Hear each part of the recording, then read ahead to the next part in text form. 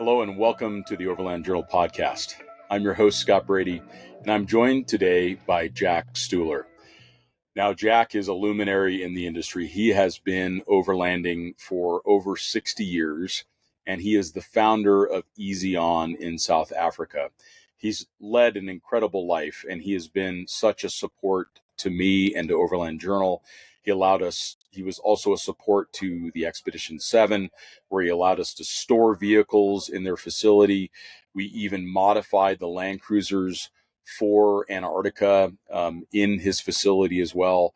So Jack and his son Jess have been such a support to us. And Jack has incredible lessons and stories about traveling around the world. He really has some great insights on his trip across South America, which is called Tubby the Explorer, where he took a 70 series Land Cruiser across South America. But Jess is an absolute joy, and he's had an incredible life. And I found it a real privilege to sit down and talk with him about his adventures. I also wanted to take a brief moment to thank all of you for listening to the Overland Journal podcast. By listening to this podcast and subscribing to the Overland Journal magazine, you're supporting our employee-owned and veteran-owned business. Impartial reviews and in-depth content like this would not be possible without your support. If you enjoy the podcast, I think you'd really love the print magazine as well. And 100% of that subscription price goes back into creating the content like you're listening to right now. And as a special thank you for your loyalty, we're giving 20% off any subscription. And that even includes our special lifetime subscription, which includes numerous lifetime-only benefits. You can go to overlandjournal.com and use the code OverlandPodcast at checkout. Again, that's code OverlandPodcast at checkout, and that'll give you 20% off. I sincerely appreciate your support. Jack, it is such a pleasure to sit down with you today. I've known you for about 20 years now. Must be. And the early travels that you did, especially your trip up through South America and into North America, I was absolutely awestruck by it. It was so early in my overlanding travels that to see you and your partner driving through the Americas with this 70 series Land Cruiser and a roof tent on top, it really captured everything that I had hoped that my travels would become. So, Jack, thanks for inspiring me and so many others to travel and see the world. I think it was a pleasure, Jim. I never thought it would influence anybody or anybody would take notice of it. Yeah. Well, we have taken notice, and there's so many people who look back on your travels and talk about those trips. I mean, I think about Paul May from Equipped. He was so excited to see you, and that ended up inspiring not only a multi-decade friendship, but also a business relationship. Oh, yes. And you know, Jack, what I'm really curious of to start off with is tell me about your love of falconry, because that is something that is so fascinating to me. How did you get involved with falconry, and where did you do that around the world? Well, it was strange because I went to pick up a meerkat that I had bought in Pretoria from a bird selling birds. And I was walking through the aviaries, and all of a sudden I saw this immature martial eagle sitting on a log on the floor. And I went back to the fellow and I asked him if he would sell me the martial eagle, because I was always interested, which he duly did, and I got the permit with it. Oh, so there's a permit that's necessary? You had to have permits. In those days you had to have a bird of prey. Any bird in captivity, you had to have a permit. And when I brought the bird back, because it had been in such a narrow cage, it didn't have any flight feathers. So it took a year for it to molt, and then I started training the bird of prey to fly to the gauntlet and everything else like that. But obviously it was for totally different. It was the wrong bird to have, because a bird like that, you've either got to fly from a horse like the Mongols do with a bearcoot. And so I then went to sparrowhawks, the black sparrowhawk and the red-breasted sparrowhawk, which is not really falconry, it's oar-stringing. okay. It's a different category altogether. Because of our confined area of Johannesburg, you can't fly a falcon here. You've got to live out in the country to fly falcons. Okay. So I did my falconry with short wings, okay, sparrowhawks, and that's how I got into it. And over the years I did falconry, and of course successfully with the black sparrowhawk, taking guinea fowl and pheasant and partridge. And you would use that to hunt and eat? No, not necessary. Some fellas in Rhodesia or Zimbabwe, they would go out and they'd get 2 guinea fowl or whatever it is. Whatever we caught, I would dissect and I'd feed it to the bird. Okay. Or if I had more than one bird, I'd feed it to the multiple birds.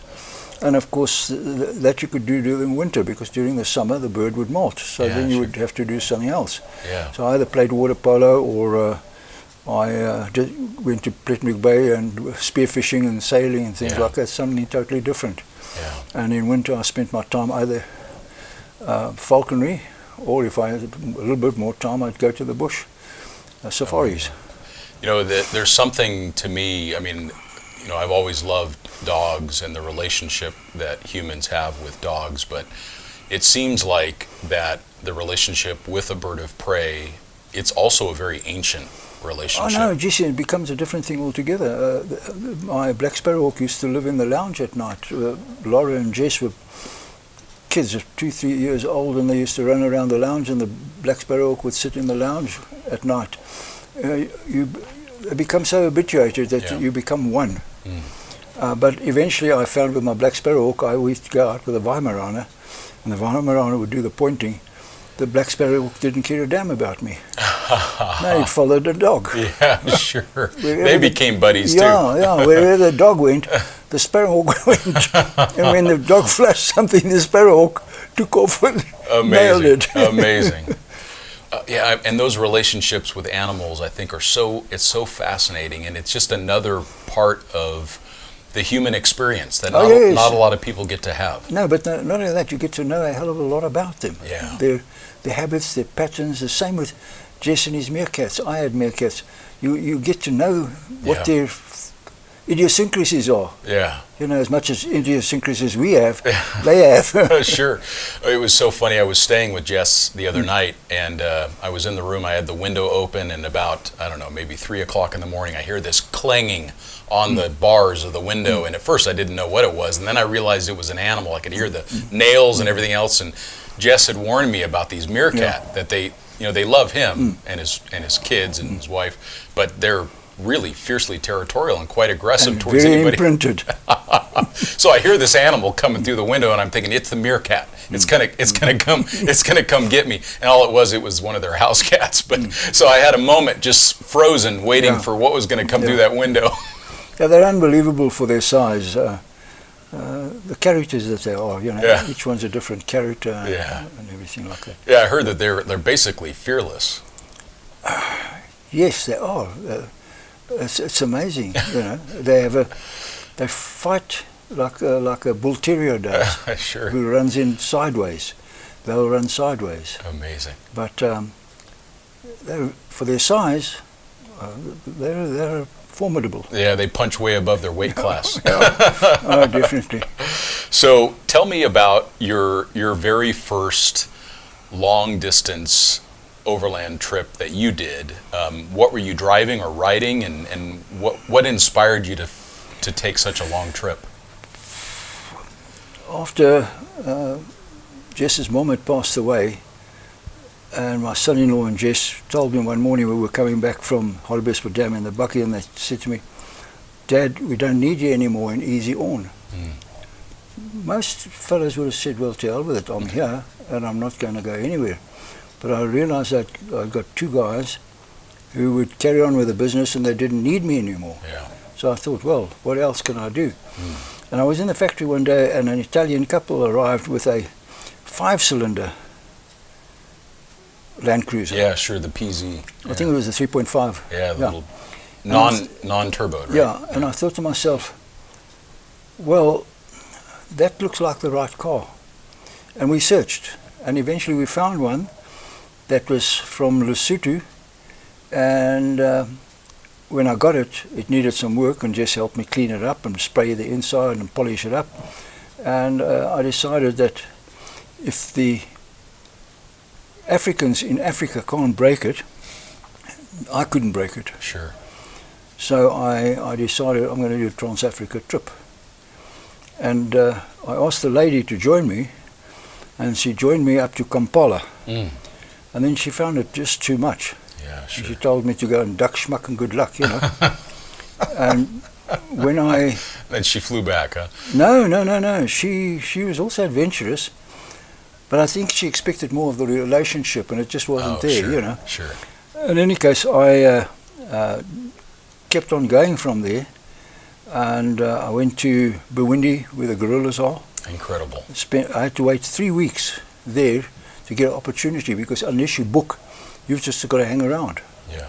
So I waited there for 3 weeks, and eventually I got a chance to go and spend an hour with the gorillas up in the forest.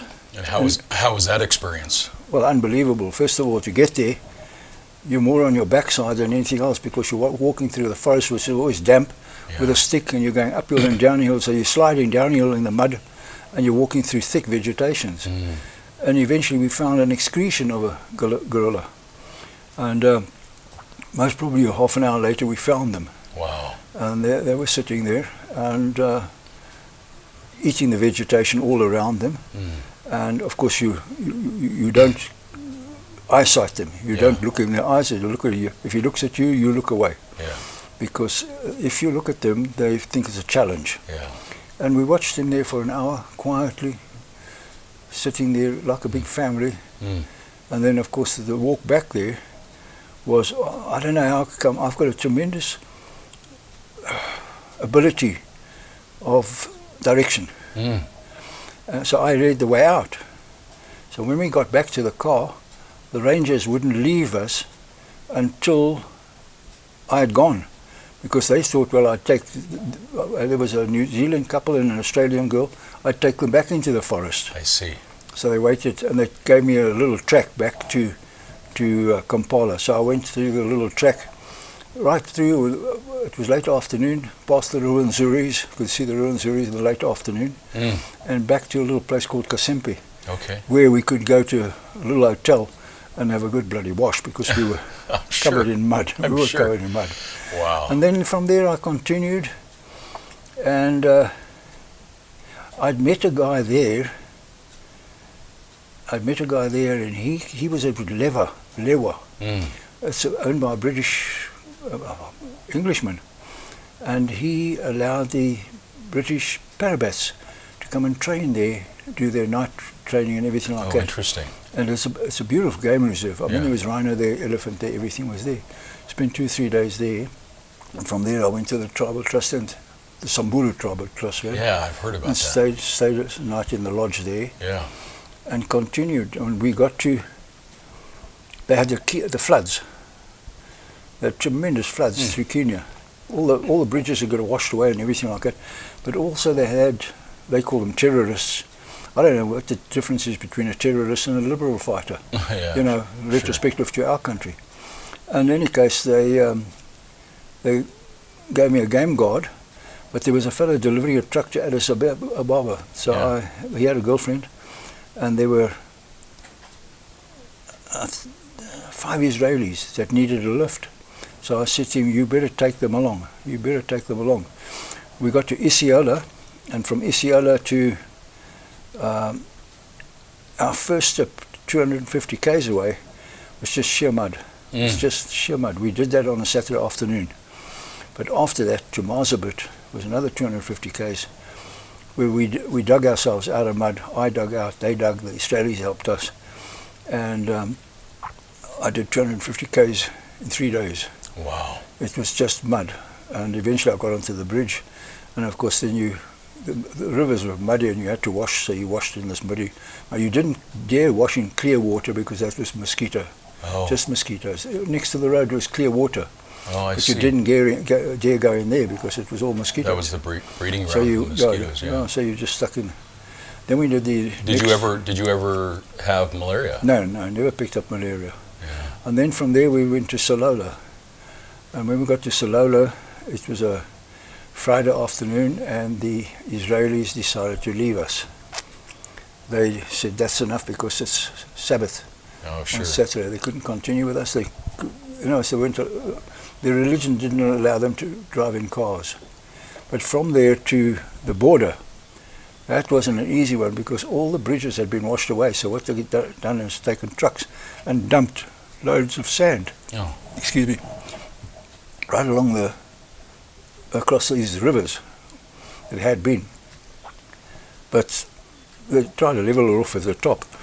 And before I got there were some Africans also on a Land Cruiser Bucky, and they were whooming and I. And I thought to myself, well, geez, I've got this far, I'm going to go. So, of course, I went across the hoopity, got across the river, and then we had stripped the wheels off the double wheels off the truck, so it was running on single wheels each side. And that came across, and then the Africans in the Bucky, when they were all three of us, we went along. Amazing. Onto the border to Ethiopian border. Yeah. And on the way there, we met a Land Rover, all spick and span. He had been come in from the north, and he asked me what the road was like. And there he was sitting with his dark glasses on, white shirt, and he said to me, "Oh boy, old boy, what's the road like?" I said to him, "Well, there's no problem."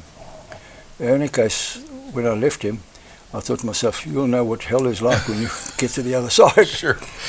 Yeah. I wonder if that isn't almost an act of kindness, because he's clearly heading south. Yeah, well, what else can I do? Yeah, I couldn't say to him, look, you'll know what it's all about when you get there, because you'll be covered in mud before you go 100 k's, you know. Yeah.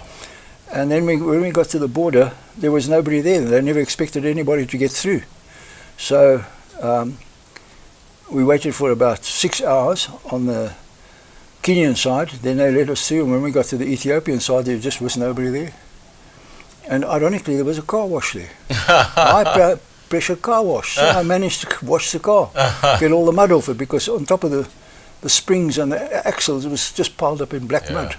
And it adds so much weight to the car. Yeah, and then from there we continued. Ethiopia is something else. Mm-hmm. I mean, the Simeon Mountains and the baboons, the bleeding heart baboons, just unbelievable, because you lie there on your stomach, you try and creep half a meter forward so you can get a better photograph. Yeah. And that baboon, although he's chewing grass all day, he just moves back that half a meter. So you go half a meter forward, and the baboon. And we're talking about 300 baboons all around you. Wow. And beautiful baboons. I mean, the long blonde hair and everything like that. But it's Simeon Mountains, the chess pieces of Africa.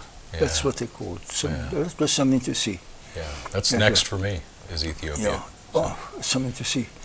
And then, of course, places like Aksum, very religious place.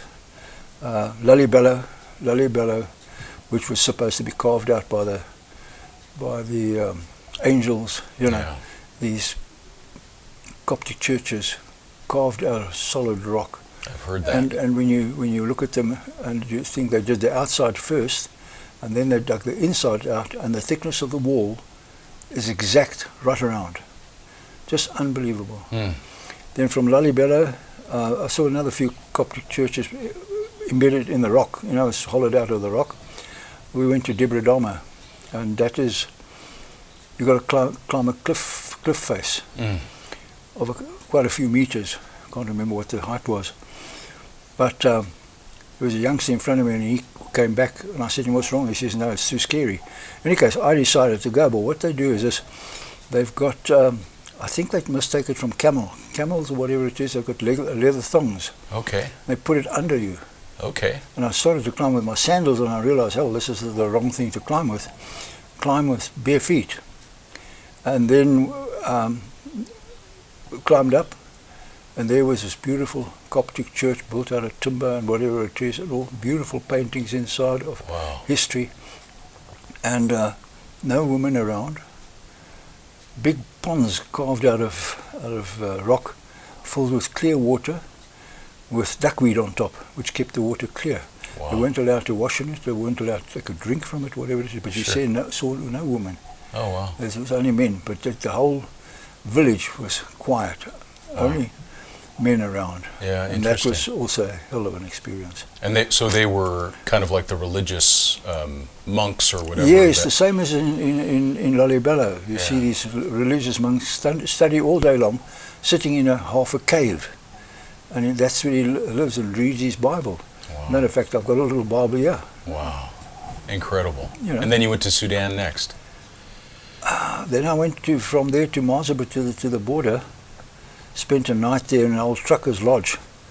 God, it stank like hell. It was filthy. But you're on your... It's a escapade. It's something new. And I drove up to the Eritrean border. And when I got there, it was a rope. It's the guy standing there with a rope across the road. So I showed him my papers. He dropped the rope and I drove through. And when I got to the Eritrean customs, the fellow said to me, "Where did you just come from now?" I said, "Well, I came from Ethiopia." He says, "But your papers haven't been stamped." And I didn't realize that I'd actually driven past the offices, the exit offices of Ethiopia. Sure. So he says, "Leave your car here and walk back 4 kilometers." And I looked at him and I thought, "Geez, Sam, what do you think I am?" Yeah. Any case, I went back to the car, and as I got back to the car, he came out of the office, the officer, went to another officer, so I rushed in quickly, and the other guy stamped it for me, stamped my passport and everything like that for me, and I carried on. And spent about 3 weeks in Eritrea before I could convince a Sudanese ferry to take me across to Jeddah. Yeah. Because I was a Christian and non-Muslim. Oh, okay. But then on a Friday afternoon, I managed to get him to take my car. Yeah. So you give your car and your keys to this, and he said, "Bring it and stick it into the back of the ship, the ferry, huge ferry." So I drove it and stuck it right at the back, gave him the keys and left. Now my car's gone, I haven't got the keys, so I rushed back to see the Saudi trade minister over there and asked him if I could fly. He said, "Yes, you can fly." So I go down to book my ticket and they said, "Well, your visa is not compatible to fly." So in any case, I said to him, "Look, phone up," and they organised me a flight. And they would only allow me to fly on Monday. They wouldn't allow me into Jeddah for the weekend. Wow. So I flew in on Monday. When I got there, I sat there for quite some time, and then eventually I said to the fellow, "Do you think," because I had only 72 hours to drive to Jordan, and I sat there, and eventually I went over to the desk over there and I asked the fellow if I could have 12 hours extra, and he said to me, "I'll speak to the captain." Well, I sat there for another 3 hours, and I just read my book. I didn't, what's the name? And eventually the captain calls me, and he was half my size, but he stuck my passport under my nose, and he said to me, "Next time you come with a ship, with a ferry." And I thought to myself, hell, I've come right through Africa. Do you think there's going to be a next time? Yeah. But he allowed me to stay in a hotel. I went into this hotel, and they walked me down a passage, beautiful hotel. And then I got to the end, and I realized I was on the boundary of the airport. So I opened the curtain to look at the airport. But no, it's just a wall. They don't allow you. They stuck me in a room, out of the way, so I couldn't see anything. Wow. Next day I went to the fellow who was handling the import of the car, and they wouldn't let me fetch the car. They brought it to me. Wow. And then they brought sniffer dogs. But the sniffer dog is drugged. So the sniffer dog is starved of drugs for 2-3 days. So now the sniffer dog is just insanely looking for drugs. Oh, interesting. Yeah, and they run around the car, and he threw my mattress on the ground, and I thought, oh, why are you throwing my mattress? Well, the dog went all over the place. And then the dog ran around the back, and then there was an orange box at the back, and I had some very heavy-duty firecrackers just to frighten somebody off. Sure. A friend of mine tested it on a chair and blew the whole chair to pieces. So I thought it would be a nice bit if I had to frighten somebody. Sure. And the dog ran past the outside of the car, sniffed from the outside, and sniffed these firecrackers from the box, in a plastic box. So of course the guy immediately came over and said, "What have you got in the box?" I said, "They're flares. Yeah. In case I got into trouble, I needed flares." And they took it as my word, and that was it. Well, it was kind of a flare. Yeah. But at the same time, while I was waiting for the car and them to check the car, I met an Egyptian. And he was in his 70s, but he had a beautiful young woman I could see in a full burqa. That was a beautiful girl. And he couldn't understand why I'm on this trip on my own, not married, not anything like that. And he decided to show me the right way north. Don't take the coastal road because of the trucks, to go down to Tabuk and further up. And first of all, to get diesel fuel. That was a mission because all the cars ran on gasoline. Oh, sure, because it's so cheap there. And 3 o'clock in the afternoon, he manages to find me a garage that's got diesel, but as we pull in, the pump jockey walks away. He's going to prayers. Sure. So there I had to wait another 2 hours. In any case, after prayers, I got my diesel. And then I got on the road, and I got to a big off-ramp where it said non-Muslims around the circle out that way. And I don't know how I got lost, because first of all I wasn't driving on the right-hand side anymore, I was driving on the left-hand side. And I wound up in the middle of Medina, the second holiest city in the world. Sure, of course. But eventually I found an on-ramp back to Tabuk. Yeah. And then I went to Tabuk, and then I went from Tabuk, I went to the Wadi Rum. And I met a Bedouin there that took me around where Lawrence of Arabia used to run around. And we spent 2 days in the Wadi Rum, where Lawrence used to run around. Incredible. And then after the second day, late at dusk, I drove up a ramp here. I was on the Aqaba. Oh, wow. On the city of Aqaba, right there. Wow. And of course I stayed 2 or 3 days in Aqaba. And then from Aqaba, I left Aqaba, and the next place I drove to was Petra. Oh, wow. Yeah. And what year was that, do you think? 97. Yeah. Yeah, there I was.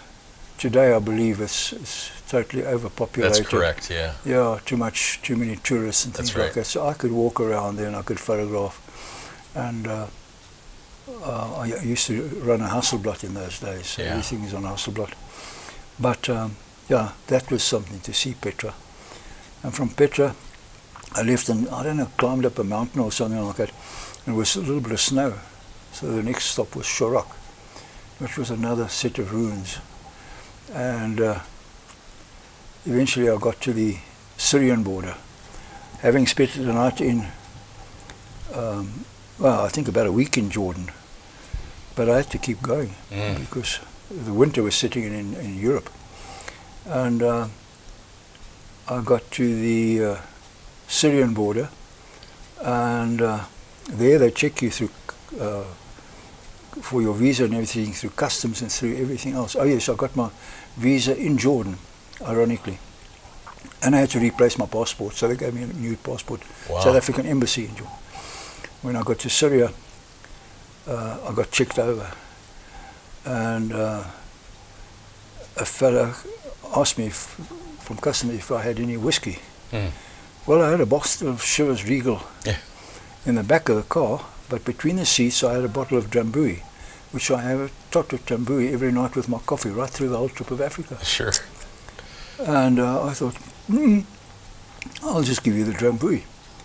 I gave him the bottle of Drambuie. Well, I've never seen a guy so happy. And it was a quarter bottle of Drambuie, because of course they're not supposed to have any liquor. Right, that's right. He grabbed it in his paper bag, and he kept on running, and all his mates turned around and said, what have you got, and he kept on running. And I said, listen, you can't just slug it up, you just take a tot. Yeah. And then a fellow comes out and he asked me what I do for a living, and I said, no, well, I'm retired. What did you do for a living? A real analysis. I said, well, we built the roof rack, we built whatever on this car. And only then, when he signed those documents, could I leave. Wow. He was in Afrikaans they call it groot meneer, the big guy. The big boss. Yeah, big boss. He was the boss. And when he had signed that, I was on my way. And what did you think of Syria? Because it's so sad what's happened there. Oh, geez, I went to... I've heard it's incredible. Yeah, I went to Krak de Chalvier. I mean, Cocktail Chevalier is one of the, I think it's, first of all, I went to Damascus, and when you walk in the souk over there, and Damascus is the oldest, longest inhabited city in the world. Oh, wow. I didn't know that. Yeah, well, that's what I was told at the time. Sure. But you're way back in history, walking down the souk, this market, things hanging in the ceiling over there. You were in a different world. Different world. I love that. Yeah, totally different world. And then when I got to Cocktail Chevalier the next day, there's this beautiful castle which the Crusaders invaded. Then Saladin would come back and he would knock the hell out of them and chase them out of there. But even the staircase had been worn away where the horses used to go up there. And in the, I suppose you call it the church or whatever they call it, you'd find the pulpit when the Christians were there, the pulpit was on this side. When the Muslims were there, the pulpit was removed there and was put on the other side. But it had one door there which was 800 years old. Incredible. A magnificent citadel. I mean, it's just unbelievable. And those places are so humbling because, you know, our life, it's sadly short. Yeah, very, but very it's short. minuscule. Minuscule. It's minuscule. Compared to that door, that door represents 12 generations of humanity. And if it could talk, the battles that it saw. Yeah. You know, the battles that it saw, and these, you know, religion is a funny thing. I mean, you had it with Cromwell between the Protestants and even religion today. I mean, you got the Sunnis and you got the Shia. Yeah. You know, two families. They were family when they broke up, and the cousin took one and the other one. Also sad, religion. So then I went from there. I went to Palmyra, which broke my heart when I saw what ISIS did to Palmyra. They destroyed it. Yeah. What for? Goodness only knows. I mean, it was built by the Muslims, for the Muslims. What? Why destroy it? Yeah. Why destroy it? I mean, they're Muslims. They're radical Muslims, but why destroy it? And I spent the night, on a Christmas day, in Latakia, the birthplace of the Sadat family. And a bit further out of town, it was the hotel, a beautiful hotel, overlooking the ocean. Yeah. Right towards Cyprus, the sun setting, and I got a lovely room over there. And then I went for dinner, and there were these youngsters all smoking their bubbly pipes and things like that. The girls with the long black hair and the handsome youngsters and things like that. And the next day I left, spent Christmas Day there, and I thought to myself, if anybody shows me a souk, a market, or a museum, or another citadel, or another set of ruins, I'll shoot both. I've seen so much. You'd seen enough. Yeah. Yeah, sometimes you do get to the point well, where you can't comprehend it anymore. Yeah, you just can't comprehend it anymore. You remember the name Shorak and this and that and that. And then I drove along, and then I had to have a piddle, so I stopped next to the road.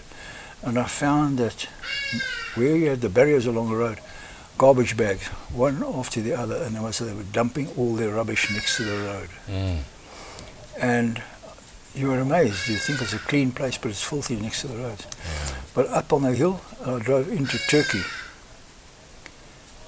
And there were the military, of course, right on the border. You know. And I had to go to the office first, but there you go through the police first. And he wanted to see my passport, so I showed him my South African passport. Now, if you fly into Turkey, you don't need a visa. When I showed him my South African passport, he didn't know where I came from. So I said to him, give me your handbook, let me check. You won't believe it. There was no Afrika to suit, there was no South Africa, there was nothing about South Africa. You had Swaziland, you had Lesotho, you had all these tiny little places around it, but not South Africa. And then just then a fellow came in, he closed the door, and there was this world map behind it, and I showed the guy where I'd come from, South Africa. Well, now he had to phone around, but I happened to have my German passport with me because I've got dual citizenship. Sure. So I pulled out the German passport, and he says, Alleman, Allemand. He says, put that other one away. And I was on my way. Yeah. Yeah, they just signed everything through. Incredible. Yeah, it's incredible. And Jack, from that first big journey, when you look back, what do you think changed about you at the end of it compared to when you left? What were some of the things that you found? I think you know, I didn't even have a bucket list. It was an experience second to none. It's something you'll never forget. You can't erase from your memory, whatever it is. My brother lives in Germany, so eventually I wound up through Austria, through Romania, Kosovo. After I left Burundi, 6 months after I left, the terrorists came in there and destroyed the camp. Where my car was parked, another Suzuki was parked there, they burnt that down. Wow. And the hut that I was in, burnt that down. Then I got through Kosovo and that broke into war. And I was just lucky, 6 months behind me, the wars were breaking out. But when I got to Germany... so interestingly, Jack, I was there at the same time you were, but I was there with the U.S. military because because of Kosovo, Bosnia, Herzegovina. Yeah. And then through Hungary into Austria, and then I drove on the autobahn all the way to Germany. And I remember I had to keep right from Munich, keep right. Eventually, I wound up at my brother's place. And then I'd been there about a week, and I decided, well, I'm going to go to town. I'm going to get my maps for the next trip, South America to North America, and I got the maps, all in German though. And I still got those maps today. But yeah, I think, what they say, once you get bitten by the bug, boy, it grabs you. It grabs you. And yeah, that's when I decided I've got to do another trip. Yeah. And you plan it in your mind, but now you've got a bucket list. You've got something different altogether. Sure. Because what you learned through Africa, you didn't know existed. Yeah. You just didn't know existed. You didn't know. I think on the trip, although I visited Masai Mara, in Gonarezhou I had a puncture. In the crater, I had a puncture, and I had to change the wheel. And there was a lion lying there. Of course. Yeah, 30 meters away, but I had to change the wheel. You can't keep going down to the gorillas because I'd got Continental tubes in, and they gave me normal road tubes instead of truck tubes. Sure. So I changed those to Michelin tubes, and they gave me the same thing. So on the way to Burundi, they had, on the Friday afternoon, that bullet-riddled bus. And my argument was always this: if there were terrorists around on that day, the next day they wouldn't be there. Sure. So I went on the next day down to Burundi. And on Saturday afternoon it was overcast and rainy, and I got a puncture. So I decided, well, I've got to change the wheel. But as I looked out of the corner of my eye, there were some Africans coming down, farmers coming down the road with their ploughshares and the things all over their spades and picks and everything over their shoulders. And I was a bit weary about this whole lot. So I went to the front of the car and I got my baseball bat, which I carried with me, and I put the wheel next to the other one, right next to it. So I changed the wheel, and then I got back in the car and I felt like Stallone. Yeah. Like Rocky. I felt like Rocky. I felt tough, boy. I felt so tough. Sure. With my baseball bat and everything else. Yeah. It's because that was all you could do. You had to what change else? it. I had nothing else. Yeah, I was on my own. I've got one of those little Maasai clubs. That's what I keep stuck between the chair and the center console. Yeah, on the farm I've got a Samburu spear, you know, that they use for the lion. It's in three pieces. Yeah. I didn't have that with me. Yeah. Well, let's talk a minute about working with your family. So, your daughter works for you. Your son works for you. Your grandson now works for you. I'm blessed. Tell me what you're most proud of your kids. I think each one's got his virtue, you know.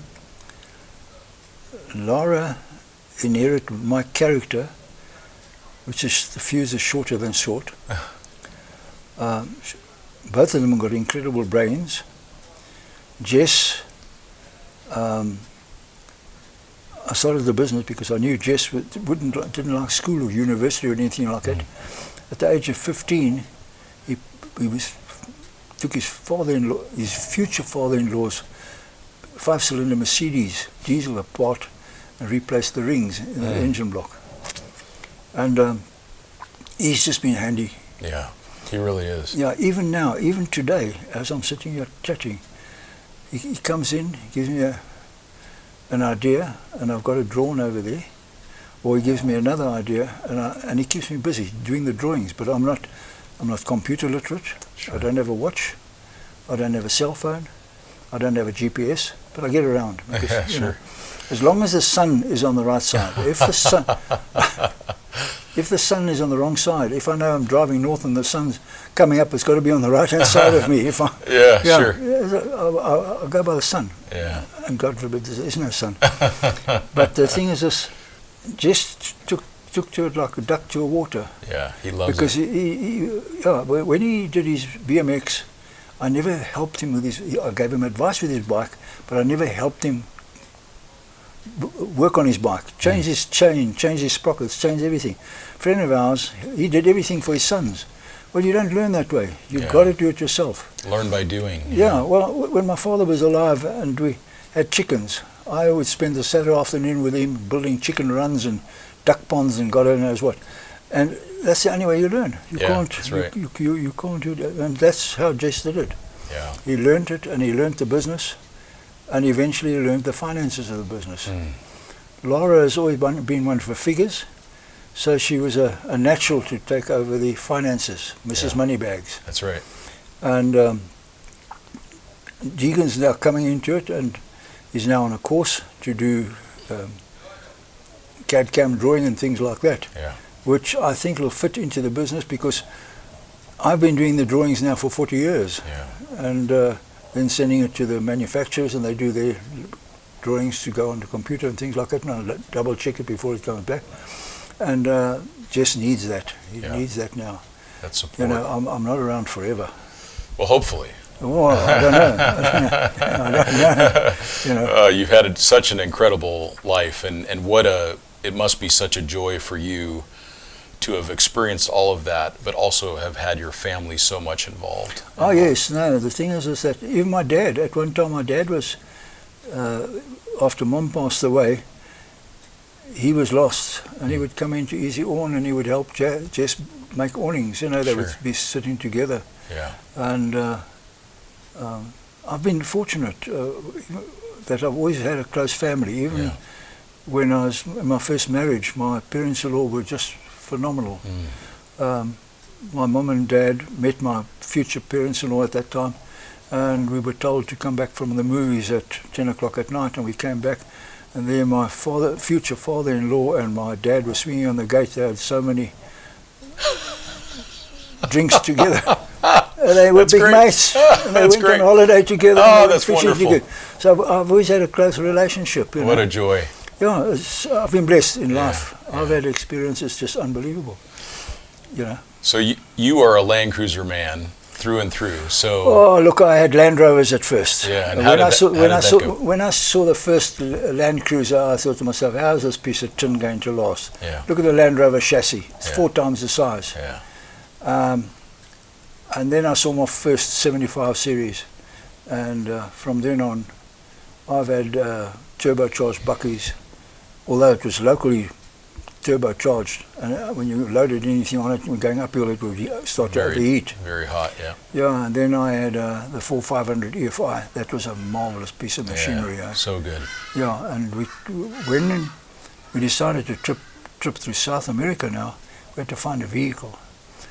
So a fellow arrived from Australia with a a troopy, and he couldn't pay for customs. So I made an offer, and I got it for a very good price, because I just sold my other troopy in England to a Sir Terence English, who's ex-South African, who did the first heart transplant in England. Oh, wow.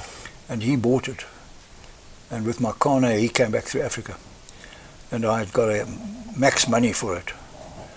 It was like dreamland. The rand was at 17. Oh, wow. And I got £20,000. Wow. And I could come back and buy a car cash. Yeah, sure. any case, now we decided to do this trip, but we needed a left-hand drive. So we found a body in a scrapyard that had come from Angola. And Stuart Bailey, if it wasn't for Stuart Bailey, he is a fundi in Zulu, for expert of experts. If you're a fundi, well, you're an expert. Yeah, and he really is. I've met him. Yeah, and Stuart took the right-hand drive body off and put the left-hand drive body on. And then I took it back to the factory and I did the inside. Amazing. From there, we built it up. I remember that, and that was the green one, right? Yeah, but the thing is this, people, when I did start to write for the Land Cruiser Club of the US, their book that went out every month, or magazine that went out every month, you obviously... Was it Toyota Trails? Is that the name? Something like that. Yeah. But you start to write on what the accessories are on your vehicle. But it's like any insurance policy. Insurance got made little apples. If you leave one thing off, that thing will go wrong. Sure. So you're over the extreme. Yeah. And a friend of mine had come from Holland, and he had a troopy, and he said to me his troopy weighed 4.5 tons. Whoa. And or 2.5 tons, I beg your pardon. And I said to him, well, mine's not going to weigh anywhere near that because it's all aluminum inside. It's not going to weigh anything. In any case, when they loaded it into the container, it was 2.4.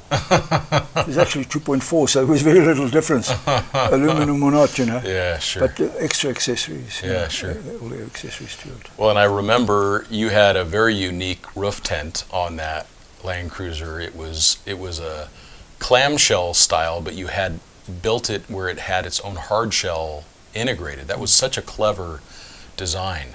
Well, it was, again, Jess's design. Where he gets the ideas from, God only knows, because he comes up with some brilliant ideas, brilliant ideas. And the thing is this, it did leak a little bit during huge storms. We had some huge storms at Iguazu. Yeah. We had a huge storm in Iguazu. The whole campsite was blown away. We were still there. And the rain was coming so hard from the side that it actually filtered through the material. You could see the drops in the material. Sure. And then when I got to Alaska, we had to come home after a year to renew our driver's licenses, international driver's licenses and everything else. So we came home for 3 weeks and we went back again. But during that period, I'd built a poncho. Okay. That went over the top of this whole lot. Oh, there you go. So when I got to Alaska, I put this over the top of the tent, and we had no problem with weather whatsoever, nor the summer light. That sure. tent, everything was light around you. Yeah. Make it a little bit more quiet. So, from your Americas trip, what were some of the things that you found to be a highlight? Well, you had a bucket list now. Yeah. Now you had a bucket list. And of course, your glaciers down south. And when I first saw the Andes is something different. Yeah. Yeah, wild mountains. Wild mountains. I mean, the Andes was just unbelievable. Ushuaia, right down south, was, when I got down south, we were in Lapataya. We camped in Lapataya, the nature reserve there. And I discovered, going down from Buenos Aires, leaving Buenos Aires first of all, for the first 30 k's, I said to Margaret, we're driving in the wrong direction. And she said to me, why? I said, we've got the sun behind us. It shouldn't be behind us. It should be on the left-hand side if we're going south. So we drove back 30 k's. We found a little sound, Ruta Tres, and that put us on the right route to Patagonia. And I thought Stuart Bailey had put in new brake pads, but he didn't. And he thought I'd put in new brake pads. So when I got down to Ushuaia, I was metal to metal. Wow. So I had to put new brake pads in the front. But and what an interesting city that is. I remember when I drove into Ushuaia, which we had your racks on our Land Cruisers for Expedition 7, but I remember when I drove into Ushuaia, I was shocked with how big it was. Yeah, it's a proper city. It's a city, the most southern city in the world. But it's huge, given how remote it is. Yeah, and we were camping at La Pataya, which was just outside it, most probably 5 or 10 k's out, so you could go in. And then once I had, Margaret had gone to some schooling for Spanish, but I'd never asked her to ask a couple of mechanical things. Now we had to, I tried to bleed the brakes. Margaret sitting inside you, to pump it and then you close it off, pump it in and close it off. So they worked. So we decided we were going into Ushuaia and find somebody that could bleed my brakes. Yeah. And of course to then find out what to do about frenos. Yeah. And we got 2 guys, and they did exactly what I did.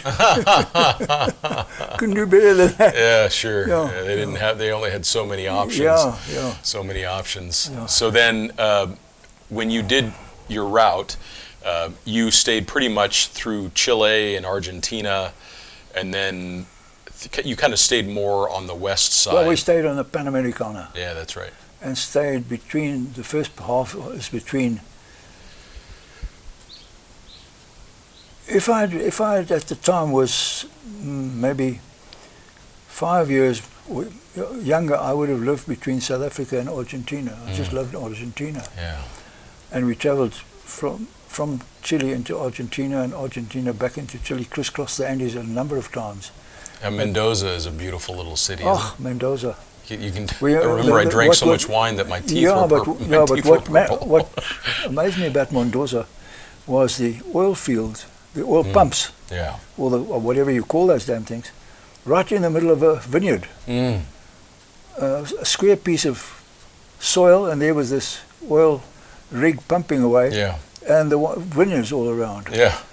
And because 2 cash crops, wine and oil. Yeah. But when we were now in the winter going through Argentina, and of course when you out in the country and you see these orange yellow poplars in the distance, you knew there was a little village there, or there was a church there, or whatever it is. And driving through Argentina, if I had a choice, it would be Argentina first. I went fishing there, stayed on the Paraná River. On the Paraná River with a confluence that went into Paraguay. And you could see these ships come 1,600 kilometers from Buenos Aires up the Paraná River and then veer off into Paraguay. And then coming up the Paraná River, huge, I mean the size of football fields. Barges, huge barges. And they would come up to go and get the grain at the top from Paraguay, huge barges. We were in a campsite there, a municipal campsite. And we stayed there for 2 or 3 weeks because it was just so comfortable. I mean, the beaches there are as big as your beach in Plettenberg Bay on the side of the river, you know. It's just huge. And then ever so often you had to have the Navy come up there in their patrol gunboats traveling, and then they'd look through the glass and see this 2 oldies sitting there in front of the rooftop tent on the side. Incredible. But you have your bucket list. Machu Picchu. That was very special. The glaciers, Cusco was very special. Lake Titicaca was special. But when you look back, if you're lucky, you've done 80% of your bucket list, right up to Dead Horse in Alaska. And you're blessed that you've been able to do that. And you had the time to do that, and you had a family at home looking after the business, spoiling you. And I've been, I suppose, ever since Jess and Laura have been in the business, I've been spoiled. Nothing wrong with that. Even now, driving a 300. That's right. You're driving a 300 series Land Cruiser, which, thank you, by the way, for letting me drive your car. No, it doesn't matter. I said to him, whenever he needs it, he can drive the thing, you know. Well, it's a beautiful vehicle. I'm so impressed by the 300. It just seems amazing to me, Jack, that they just keep getting better. Somehow they keep getting better. No, but the thing is to wind down from a 4.5 V8 down to a 3.3 V6. The V8 was 200 kilowatts, 500 Newton meters. Yeah. This is 220 kilowatts, 700 Newton meters. Yeah. It's just phenomenal. And the 10-speed box against the 6-speed box. But there's a lot of South Africans, they like the old V8 power. So, and they don't know, and I didn't know it neither, what the difference is between the two vehicles. It's like the Land Cruisers get you there and back, and of course the story goes Land Rovers will get you there but may not get you back. And Jess would say, well, Dad, they don't know any better. That's the view from a Land Cruiser owner. That's right. And I think from the 4.5 V8 owner, he doesn't know any better. Yeah, sure. Yeah. No, I was so impressed by how smooth it was on the highway, stable on the highway, comfortable to drive. But then when we took it off-road, I mean, we were in proper off-road conditions on rock and everything else, water crossings. And it was just so sure-footed. Yeah, really impressive. It's an amazing vehicle. What, when you look back on all of your different Land Cruisers, what would you recommend as the most important modifications to make to the car, if any at all? Well, I think the thing is if you've got to build good cars, it's like the V8 Bucky. Why the guy wants to chip it, goodness only knows. Yeah. Your maximum speed is 120 k's an hour. What are you going to do? You're going to put a big pipe out the back to let all the hot air out. You're going to make a hell of a lot of noise. Keep it standard. Yeah. Toyota, keep it standard. You know, it's just, I don't know, they've just got it the right way. Yeah, they really do. Yeah, you don't have to modify the thing. It's reliable, go forever. I mean, both the African Land Cruiser that I took had over 300 k's when I bought it. I drove it all the way to England. He drove it all the way back. I had 16 punctures going up. He had 1 puncture coming down. Amazing. The thing with the Land Cruiser through the Americas, I had Biff Goodrich tires on, and because of the whole continent is built of pebbles. Yeah, true. The Route 40 is just pebbles. Yep. And of course, I had to pump the tires 60 pounds. Now that's heavy as hell. Yeah, sure. It's almost 4 bar. Yeah. And I developed the rear tires developed cracks in all the joins. It was cracks. Yeah. So when I did get a puncture, I thought, well, it's coming through a crack. Yeah. But it wasn't the back wheels, the actual steel, because I took 100 series steel wheels, they actually flexed. Interesting. And where the two sections of the rim joined, developed small cracks. I see. And the small cracks, I met a fellow in Alaska and he had welded them. But there were little pinholes. Interesting. And when I got to Montana, I got oversized tubes from your vehicles in America. Yeah. And that was perfect. And when I brought it back, the fellow, still drove around with those tubes in him. Amazing. But where the fellow had welded it in Alaska, it re-cracked. You know, the car was too heavy at the back. Sure. Never happened to the front wheels, only the back wheels. Yeah, you can really load them up in the back, can't you? Yeah. It looks like you do pay a lot of attention to how you organize the interior, like on your 300 series. You've got these wonderful drawers. I mean, it just seems like it'd be a perfect product for Eezi-Awn, but very easy to open them, even with gloved hands. You just lift up this little lever and they slide out. Yeah. And the way that you size them so that they have basically South African military ammo boxes in there. How do you like to lay out the interior of the vehicle? Well, first of all, it's only two of us. Yeah. And in order to accommodate Margaret's a petite person, and on the 4500, I didn't have to move the seat forward. The fridge, the main fridge, the National Lunar fridge, fitted in perfectly. With this one, I had to move Margaret's seat forward because the whole car is smaller inside. And therefore, when you fellows did the trip up to the Waterberg, I have removed that fridge. It's in the office. Put in a smaller fridge, yeah. No, the little fridge was there. That's my deep fridge. Oh. No, it's in the office. I'll put it in on Friday. Oh, I see. But the thing is that it was...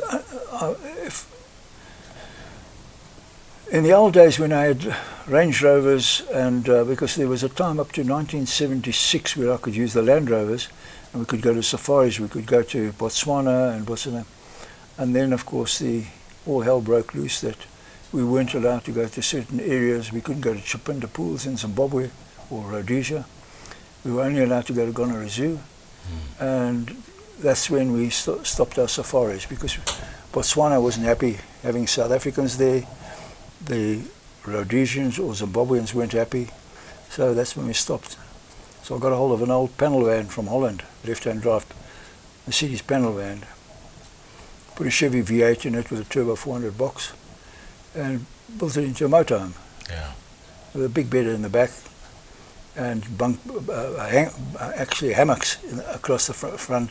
For the kids. Yeah, for the kids, across the steering wheel and the front, because it's so wide. Yeah, sure. The kids could sleep in the hammocks up front. The only thing with that was having the old Mercedes diff. The power was so much it just wound off the diff. Eventually the diff started winding. But yeah, then I had motorhomes. I had a GMC Eleganza for a while, because mistake of my life. Because it's got two puny little windows up front, so you can't really photograph through there. Sure. And this old tank of mine was far better off-road and things like that. Yeah. And then once all the political stuff settled, we could go back to these places, you know. And that's when we started to go with Land Cruisers. Yeah, that's incredible. So if you were to give some advice to a young person that was about to go travel around the world, what would be some things that you would tell them? Sure, I don't know. You know, the thing is this. When I started the business, you could get a roof rack, a fridge, an Engel fridge in those days, and you get a rooftop tent, fitted out, kitted out, and odds and ends for 10,000 Rand. Today, that could cost you closer to 100,000 Rand. Yeah. So for a person to kit out a car today, you've got to have mega bucks. Yeah. You know, you've got to have a lot of money. I wouldn't like to advise anybody, because you've got tents and tents. There are so many tents. Our tents have been copied I don't know how many times. Yeah. Even the rail underneath has been copied in China. But I think if you shop around, you can get the bits and pieces, because there's a lot of guys who get to a stage, like myself, that you don't need it anymore. Right. And you can sell it at the price you paid for it. If you get the price you paid for it, then of course you're lucky. Yeah. Because you're getting your money back. But Yeah. your money is devalued by 10, 20, 30 times. But you're getting rid of old equipment. Yeah, sure. And for the young people, to go around and buy new equipment, first of all, I don't believe you need a bull bar. It's extra weight up front. It looks fancy. Sure. A huge winch. They do look cool. Yeah. Huge winch up front. On my Trans-Africa trip, I used the winch once. The first tree, I hooked it around through laziness, not using a block and tackle. I pulled the tree out. The second one, I hooked it around another tree, and the cable snapped right at the door, at the car, and twanged away to the, not towards me, thank goodness, because you stand inside the door. Yeah, sure. And on the Trans-Americas, I never used the winch. So, do you need a winch? Yeah, Which costs you a fortune? Yeah. I think a big long rope, somebody will come along, you may have to spend weeks there. That's true. Be sure you got plenty of food. Yeah, a bag awning if you want to go cheap. Maybe that's why the little chimneys are so popular now, because they're so affordable. Yeah, well, this is it today, and now that they brought out the four-door, you know. So cool. Yeah, no, that's for a young family is perfect. I think so. Yeah, Boy, they just make me smile. They're just such a neat little car, honest little vehicle. It is. It's a winner. Yeah. It's a winner, and that You know, in Mapangubu we met an elderly couple who had the old chimney, and they'd been up to the Serengeti with it, all the way there and back. They had no rooftop tent, no awning, no fridge, just a spare wheel and ice every day or whatever they required. Sure. And you have this old couple. They made it work. They made it work. They made it work. And they got to see a lot of neat things. It depends on how luxurious you want to go. You can add everything into it. When I go into the factory and I see some of these cars there, and I think to myself, the car has cost you X amount, and now you've got all those accessories which cost you a third of the amount, and you'll never get your money back. Yeah, and a lot of times they spend so much money on the kit that they never get to go anywhere. Well, this is it. They never let. They never leave. we call them Santon Cruisers. Yeah. You should open a garage over there that sprays mud over your car, that you can come back and impress your mates. Your mates on a Monday morning, covered in mud. You know, Jack, I know that you are a prolific reader, and you have read so many incredible books. What are some of your favorite books? Sure. I don't know. Well, Dan Silva is one of them. I've got all his books. I keep them for some reason. I just love his books.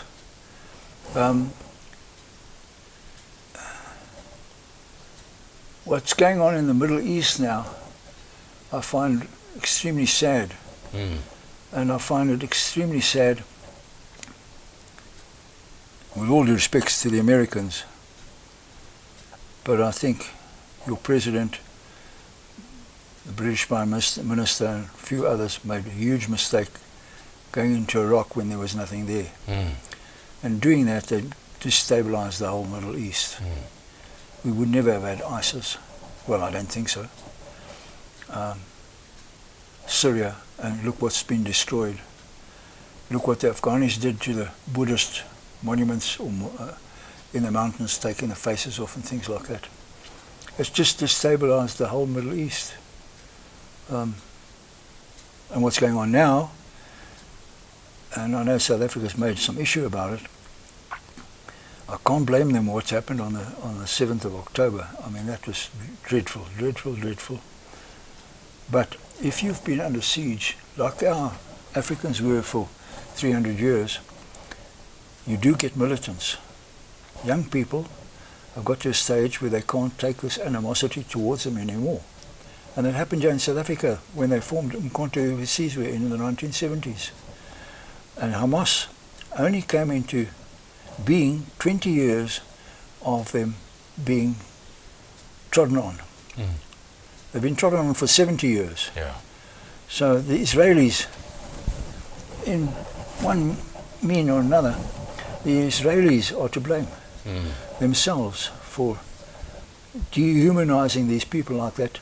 That you eventually, okay, they're extreme radicals, and they've got weaponry of note, whereas Umkhonto we never had the weaponry, and we had the strongest military force in the whole of Africa. I mean, we developed the atomic bomb. We had 6 of them, and the Americans made us take it apart.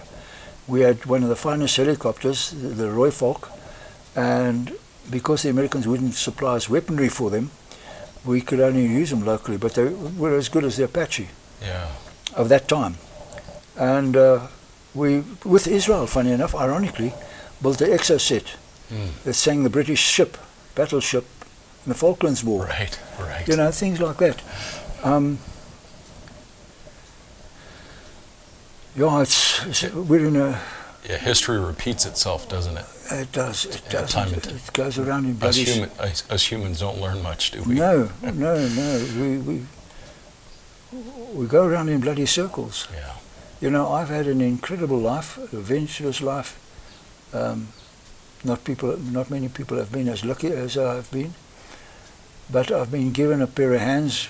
I can build a house. I can build a bloody motor car. And fortunately I've got the brains to do it, but I've been given that gift and I've taken it with 2 hands and used it. And Jess is doing exactly the same. Laura in her own way is doing that. And Deegan is still young, he's still got a lot to learn. And what a neat kid. Yeah, he is. I really enjoyed spending time with him. Super kid. Yeah. Look, there again, I've got a loving grandsons, granddaughter, and everything else like that.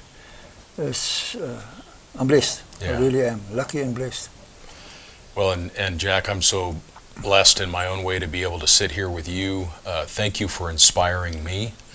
Thank you for inspiring so many. Thank you for trusting in your son, Jess, and your daughter to run your business and make Eezi-Awn into one of the most respected companies that we have in our industry. And yeah, but it's an honor to sit in this interview, because first of all, I got no idea what podcast means, and with all these instruments that you've got here, but it's been a privilege, honestly.